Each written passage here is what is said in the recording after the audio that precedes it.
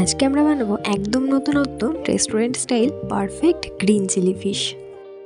রেসিপিটি যে কোনো দিন যে কোনো চাইনিজ আইটেমের সাথে ভীষণ ভালো লাগবে।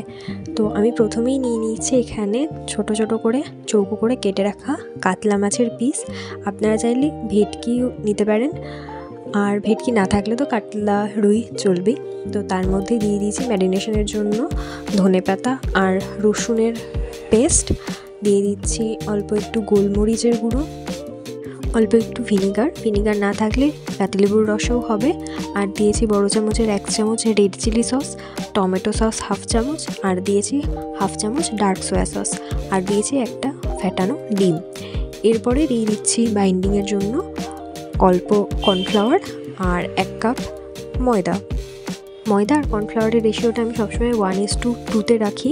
এখানে কর্নফ্লাওয়ার নিয়েছি আমি 1/2 কাপ আর ময়দা নিয়েছি আমি 1 কাপ মতন। এরপর কড়াইতে সাদা তেল গরম করে ফিশগুলো ভালো করে পকোড়া করে ভেজে নিয়েছি।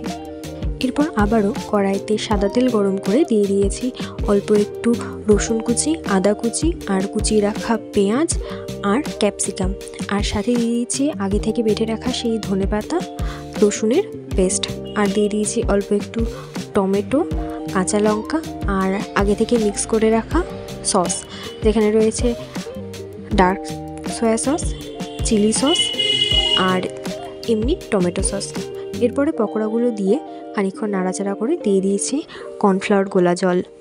এবার স্বাদ অনুযায়ী লবণ, আর চাইলে সামান্য একটু মিষ্টি দিতেই পারেন, আর অল্প একটু গোলমরিচের গুঁড়ো দিয়ে সামান্য জল দিয়ে ভালো করে ফুটিয়ে নিলেই তৈরি আজকের restaurant style green chilli fish. ও হ্যাঁ, গার্নিশিংয়ের জন্য উপর থেকে আমি সাদা তিল ছড়িয়ে দিয়েছি, তাহলে টেস্টটা আরও একটু ভালো লাগে। রেসিপিটি ভালো লাগলে অবশ্যই লাইক, শেয়ার, কমেন্ট এবং সাবস্ক্রাইব করে দেবেন।